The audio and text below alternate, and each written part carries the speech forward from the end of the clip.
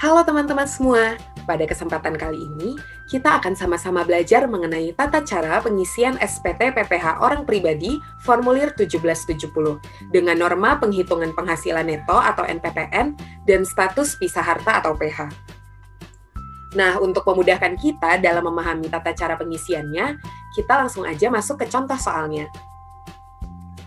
Dan kita asumsikan dari contoh soal ini status perpajakannya adalah pisah harta atau PH. Yuk kita langsung analisis soalnya.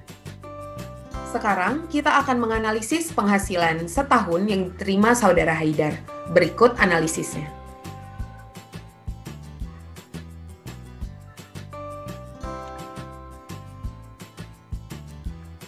Selanjutnya, kita juga akan menganalisis penghasilan yang diterima Fatimah, istri saudara Haidar selama 1 tahun. Berikut analisisnya.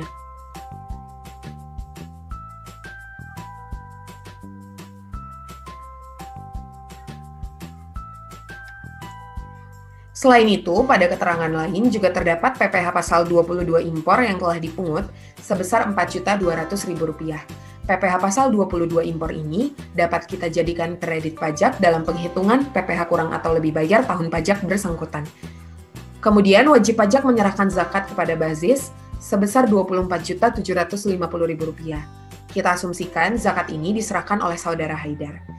Dan terdapat penghasilan tidak teratur, yakni penghasilan dari sewa kendaraan, bunga pinjaman, dan penghasilan dari negara Z. Penghasilan tidak teratur ini akan mempengaruhi dalam penghitungan angsuran PPh pasal 25 untuk tahun pajak berikutnya, atau tahun pajak 2020.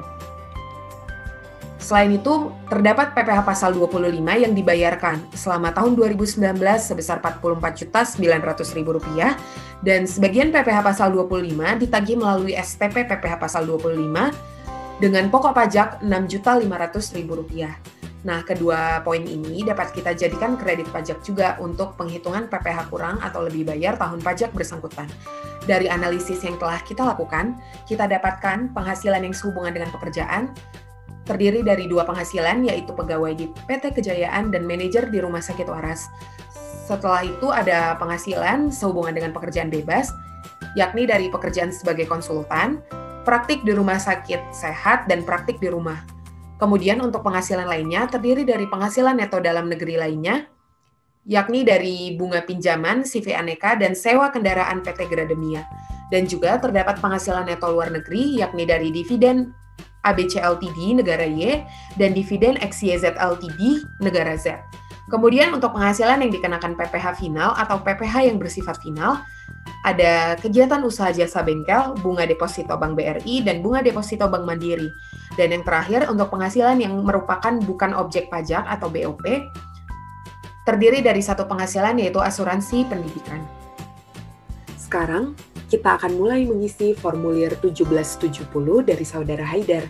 Kita mulai dari lampiran 4. Lampiran ini kita gunakan untuk melaporkan harta dan kewajiban atau utang usaha, serta harta dan kewajiban atau utang non-usaha pada akhir tahun pajak yang dimiliki atau dikuasai wajib pajak sendiri dan anggota keluarganya.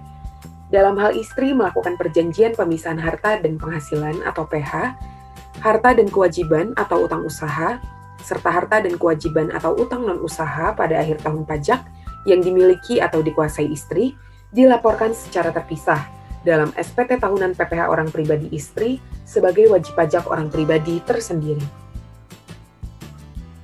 Kita asumsikan untuk daftar aktiva dan kewajiban yang tercantum dalam soal ini, seluruhnya dimiliki atau dikuasai oleh saudara Haidar. Sehingga kita dapat langsung memasukkan daftar aktiva ke kolom bagian A, harta pada akhir tahun. Untuk pengisian kode harta dan kewajiban, teman-teman dapat melihatnya pada petunjuk pengisian SPT PPh wajib pajak orang pribadi formulir 1770. Kemudian kita lanjut ke bagian B. Bagian B merupakan bagian kewajiban atau utang pada akhir tahun. Kita isikan sesuai dengan yang tertera di soal. Dan kita lanjut ke bagian yang terakhir atau bagian C, yakni daftar susunan anggota keluarga. Bagian ini diisi dengan daftar susunan anggota keluarga yang menjadi tanggungan sepenuhnya wajib pajak atau saudara Haidar. Dan jangan lupa untuk mengisi halamannya juga ya teman-teman. Sekarang kita masuk ke lampiran ketiga. Tak jauh berbeda dari lampiran keempat, lampiran ketiga ini juga terdiri dari 3 bagian. Yang pertama, penghasilan yang dikenakan pajak final dan atau bersifat final. Kemudian ada penghasilan yang tidak termasuk objek pajak. Dan yang terakhir, bagian yang berisi penghasilan istri atau suami yang dikenakan pajak secara terpisah.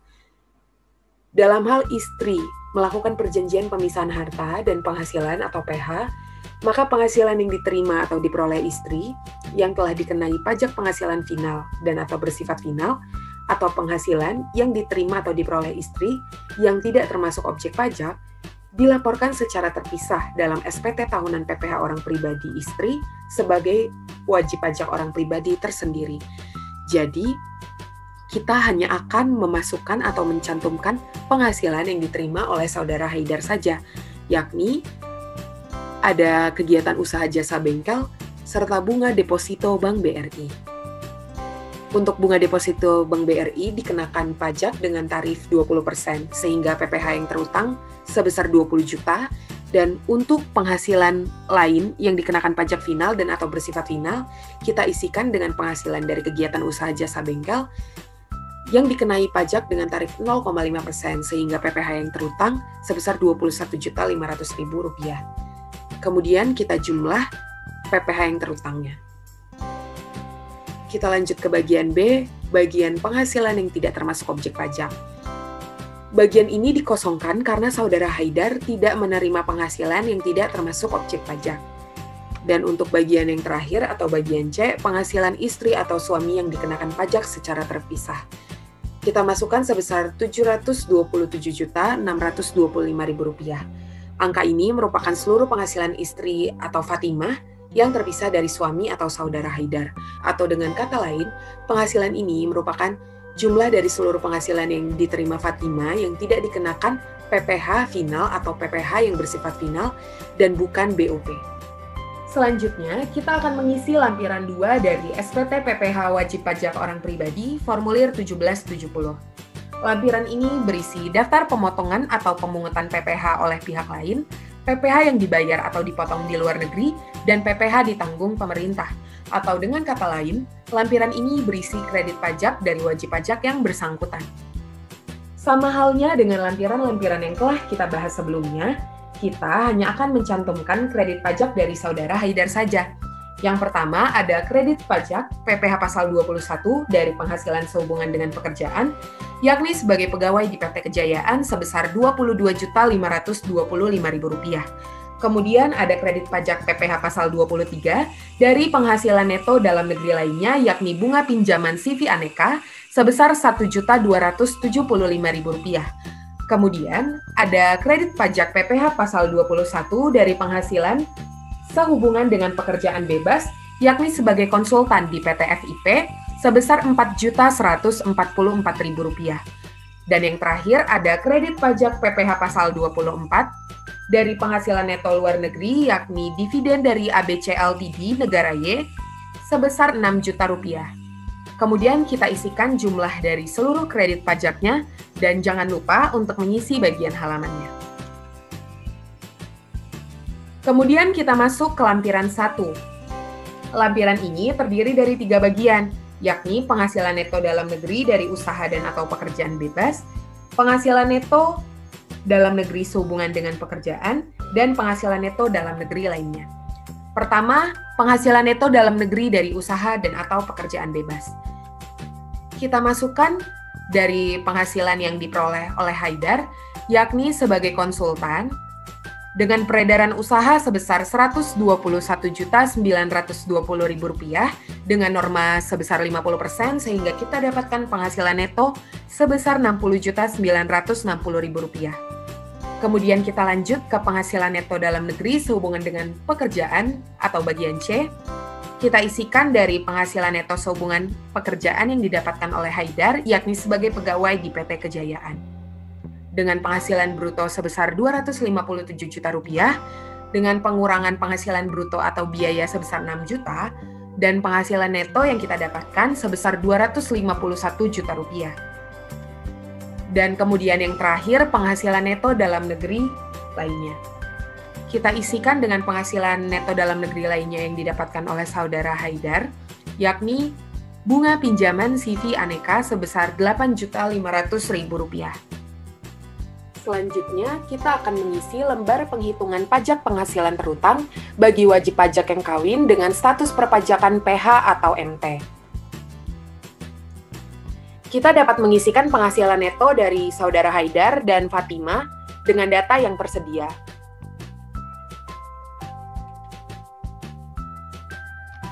Sehingga akan kita dapatkan jumlah penghasilan neto dari masing-masing. Kemudian, untuk menghitung pajak penghasilan terutang, kita dapat menjumlahkan penghasilan neto dari Haidar dan Fatima. Kemudian, kita kurangkan dengan penghasilan tidak kena pajak KI 3 sebesar Rp126 juta, dan kita dapatkan penghasilan kena pajak. Kemudian, dikalikan dengan tarif pasal 17 sehingga didapatkan jumlah pajak penghasilan terutang gabungan sebesar Rp223.200.500.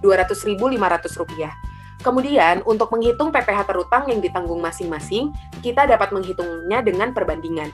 Sebagai contoh, untuk menghitung PPh terutang yang ditanggung oleh Haidar, maka kita dapat membagi jumlah penghasilan neto dari Haidar dibagi dengan jumlah penghasilan neto Haidar dan Fatima, kemudian dikalikan dengan PPh terutang gabungan.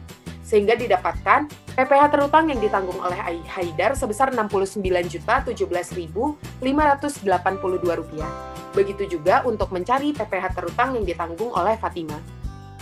Kemudian, jangan lupa untuk mengisi identitas dan membubuhkan tanda tangan. Sekarang, kita akan mulai mengisi SPT Induk dari saudara Haidar. Untuk pengisian SPT Induk ini, kita akan mengambil angka atau nominal dari lampiran-lampiran yang telah kita isikan sebelumnya. Untuk penghasilan neto luar negeri, karena sebelumnya tidak terdapat dalam lampiran 1-4, kita harus mencantumkan lampiran tersendiri dengan format yang dapat kita lihat pada petunjuk pengisian.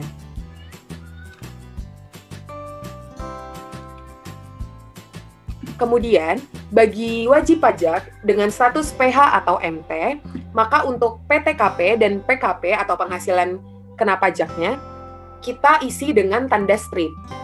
Kemudian, untuk PPh terutang, kita isi sesuai dengan data yang terdapat pada lampiran perhitungan pajak PH MT. Kemudian, untuk bagian kredit pajak, kita isi sesuai dengan data yang telah kita isi sebelumnya pada lampiran. Kemudian untuk